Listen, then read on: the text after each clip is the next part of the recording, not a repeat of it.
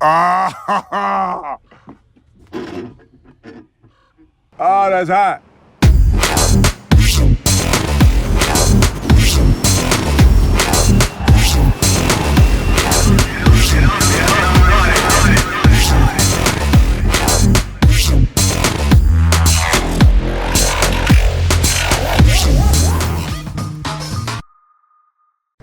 Hello Internet, my name is Ben Griffin and this is a video all about the Mosler MT900S. Now for some of you, Santa Claus has been and gone, but not before leaving a rather impressive present in the form of this car. Based on early testing, this thing is faster than absolutely everything else at Goliath, or it's certainly very, very close. That includes the Porsche 911 GT3 RS PO, the McLaren 720 SPO, Maserati MC12 Forza Edition, and various other cars. It is phenomenal.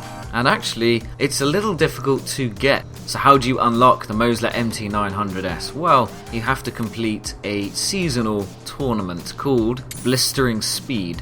It's located around the Edinburgh area. All you have to do is win the tournament, which means winning 2 or 3 of 3 races, because it's first to 3, and obviously if you only win 1, the other team will win 2 and you'll lose. Now your position doesn't necessarily matter, so you can come last, but as long as your team comes first twice and wins the championship, then you get this car.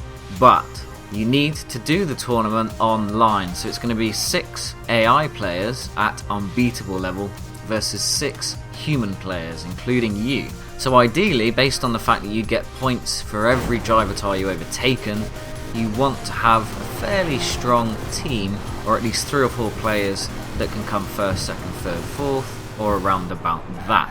The first 3 attempts at this we lost, and then the 4th one we had a good team, a full house, and it wasn't that difficult. Of course, unless you roll in a decent alliance, you may not get lucky enough to find a good team, in which case you're in the Forza Horizon 4 lap of the gods.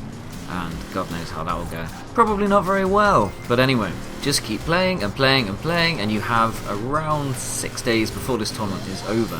When it's over, then you're going to have to buy this car through the auction house, hope it comes up in the Forza Fun shop, or maybe this tournament will happen again. But I looked on the auction house about 10 to 15 times, didn't see it once, but I'm in the UK time zone, maybe in the US, and maybe as more people get this car and don't realise what it's like, or just don't like the look of it maybe, then maybe it will be easier to purchase.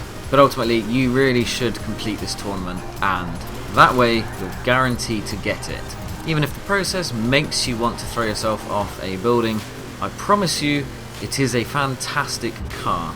If it isn't the best, it is certainly top 3. And I've only done about 4 Goliath laps, and my fastest on the lap I'm going to show you here, because I'd rather explain what the car's like as opposed to perfecting my lap, I got a 7 minutes 14. 2 laps in 14 minutes 41 seconds, which is phenomenal. There is no doubt this is a sub 7, probably sub 650, maybe even sub 640 in the hands of a professional, in other words someone that isn't me. But what I like about this car is it is pretty easy to drive. Stick it into all-wheel drive and then either use the racing V12 or the 7 litre V8, and this thing is absolutely nuts. You hit 270-ish miles per hour on Goliath. It will get to 62 miles an hour in under 2.5 seconds. It is a formidably quick car, and also it handles with insane amounts of G. It's better at cornering than the 720 SPO, but it doesn't have as lame a top speed. It's even faster. In fact, its top speed is more like the Porsche 911 GT3 RS PO. But that thing can be a little challenging to handle, although with a good tune it gets lighter and much less inclined to slide everywhere. It's still probably a little bit harder to tame than this thing, although I will say the Mosler MT900S is certainly a car you need to get the right turn-in point, because it really is sharp and it will stick to its line, so if you get it wrong you're going off. For that reason it's not a bad thing to use the normal steering, but obviously if you do simulation it would be even faster. However, that way you're more likely to spin, so Choice is yours. I have ABS on, but I can do ABS off. I just find it better for trying to do fairly reasonably good looking laps.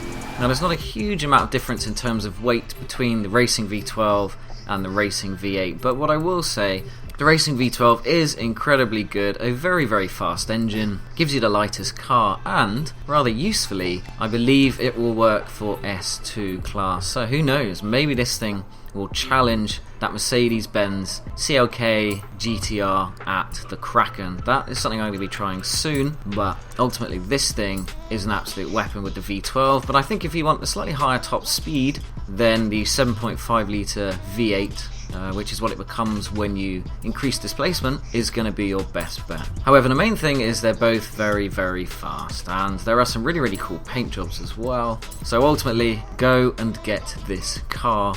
Some of you who are even better tuners may be able to tweak this further, but actually I used pretty much the settings given to me when I got the car. I just changed the gearing, I lowered the ride height a little, but actually you could probably leave it as is and the car wouldn't bottom out as easily, and you could probably use my tuning formula to get slightly better weight balance and make the car a little bit more forgiving and less twitchy. But with all the settings you'll see on screen, this car, as I said, will do 7 minutes 14, and that's not a really especially fast lap. So you're welcome to tweak this and make it even faster, or just know that actually you could probably drive this out of the box and do some serious damage online or even just offline. But anyway, I will let the lap of Goliath do the talking now. Hopefully you find this video useful. If you have, please subscribe, please like, and you can find a description of the car and the name of the tune itself in the description below. Thank you very much for watching.